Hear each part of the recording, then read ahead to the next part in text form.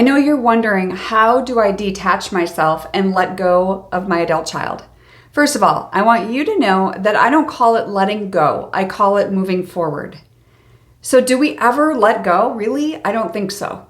But today I'm going to share with you 4 essential steps that I think you need to consider during this time. Number 1 is understanding detachment. You may be looking at it as moving on, letting them go completely out of your world, when some of you just need to detach.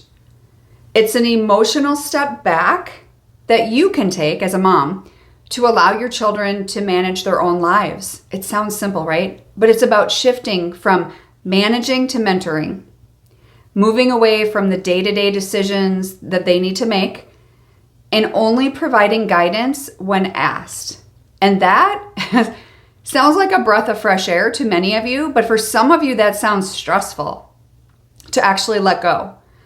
And you're not alone, and that's okay, and you can overcome this. And it is not abnormal. It happens all the time.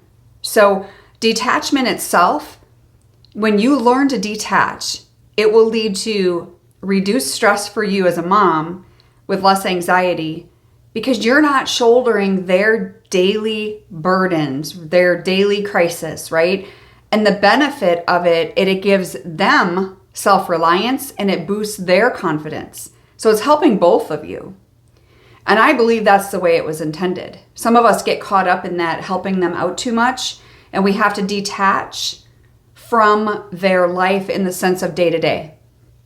Number 2 is recognizing signs of over-involvement. So I don't know too many moms that didn't want the best for their kids, right?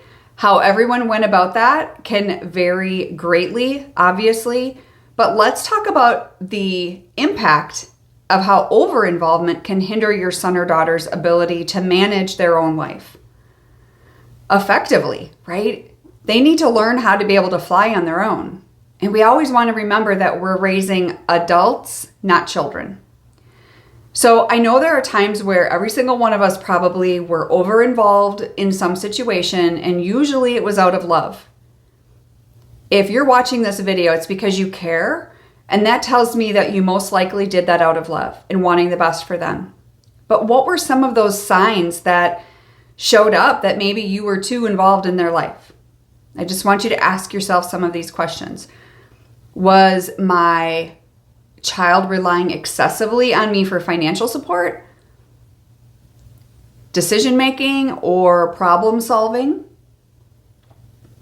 Or maybe were you feeling responsible for their happiness, their success, or lack thereof?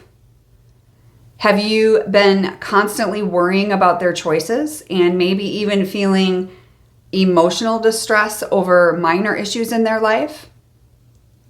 These are all really good signs to show you that maybe you were over-involved. So this is just to get a perspective, like just kind of taking a step back and going, was this me? Is this what I was doing? And that's okay. It's okay wherever you're at right now. We just have to acknowledge that. And that's okay. So for those of you that I've never talked to before and are interested in learning more about coaching, you're tired of doing this journey by yourself and you're ready to dive in and learn more, then I want you to click the link to the discovery call below. That gives you and I an opportunity. It's not a coaching call, it's a consultation where I can learn more about you and I can share more with you about how I could help you, because you're not meant to go through this alone. So let's go to number 3, which is looking at your own life. So what is practical about detaching? It may feel like nothing. It may feel like, why would I want to detach? I want this close relationship with my kids. But when you start to focus on your own hobbies, your career, your other relationships in your world, this will help reinforce the separation of your life with your kids and reduce the temptation to interfere. So if you're one that is struggling with interfering, you need to take a look at your own world and see what is missing. So let me be honest here. Let me share with you something that I see all the time. Many times, especially when you're a mom of only one child, I see this a lot, where you tend to get over-involved and maybe always have been, but you don't know how to let go as far as your responsibility, that over responsibility.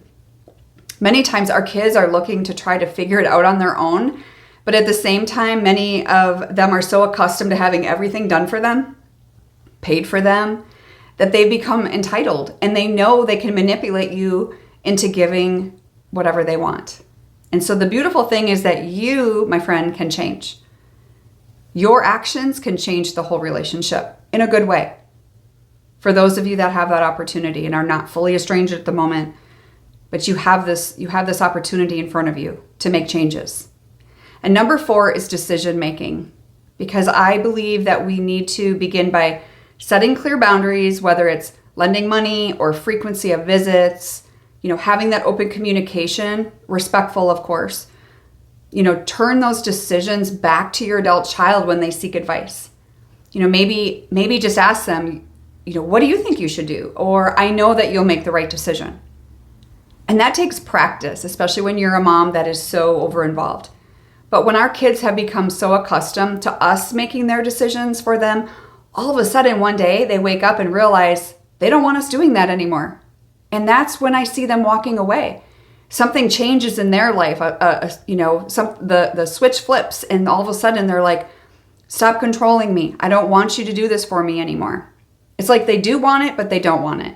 And there's that fine line, and each of your families is different and what that looks like. So I want you to know that you can make those changes. If you're a mom that is not fully estranged and you still have the opportunity with your kids to make these changes in the relationship, I can definitely help you with that. If you're a mom that is fully estranged, your number one job for you right now is taking care of you, focusing on your world and taking care of your own life. That is your one and only job right now, as far as what you can control, focusing on what you can control and not giving up hope. Because as long as there's breath, there's hope.